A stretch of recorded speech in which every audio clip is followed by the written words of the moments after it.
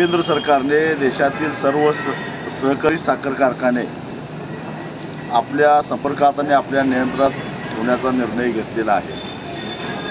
साखर कारखान्याच्या दैनंदिन कामकाजामध्ये लक्ष ठेवणं, त्यांच्या व्यवसाय वृद्धीसाठी प्रयत्न करणं, शेतकऱ्यांच्या अडीअडचणी ऐकून घेणं आणि त्या सोडवण्याचा प्रयत्न करणं असं वर्करनी सांगितलं गेलेलं असेल आणि ते सत्य असेल तर आमची हरकत असायचं काही कारण नाही।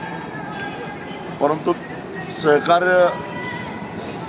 सहकारी साखर कारखानदारीवर नियंत्रण ठेवण्यासाठी आणि त्याच्या माध्यमातून राजकारणावर पकड ठेवण्यासाठी सरकार जर प्रयत्न करत असेल तर याचा काही उपयोग होणार नाही।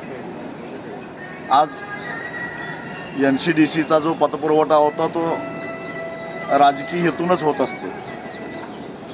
वशिल्याचे भारतीय जनता पक्षाला मानणारे किंवा त्यांच्या मित्रपक्षामध्ये असणाऱ्या साखर कारखान्याच्या पदाधिकाऱ्यांनाच NCDCचं कर्ज मिळतं, इतरांना मिळत नाही। तेच जर का अमित शहांना साखर कारखान्याच्या बाबतीत करायचं असेल तर याचा काही उपयोग होणार नाही।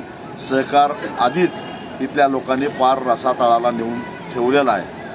अजून काही त्याची वाट लावायला अमित शहांना संधी मिळणार नाही। परंतु एक त्यांना संधी चांगली आहे की या निमित्तानं सहकारी साखर कारखानदारीला आर्थिक शिस्त लावून आज जो भ्रष्टाचार त्या ठिकाणी होतो, खरेदीमध्ये असेल, विक्रीमध्ये असेल, उत्पादनामध्ये असेल, नोकर भरतीमध्ये असेल, तो भ्रष्टाचार जर कमी केला आणि पारदर्शक आणि व्यावसायिक पद्धतीचं जर का व्यवस्थापन या सहकारी साखर कारखान्यांना दिलं तर मी आज खात्रीनं सांगतो, आज महाराष्ट्रामध्ये सहकारी आणि खाजगी साखर कारखाने हे निम्म्यानं झालेले आहेत।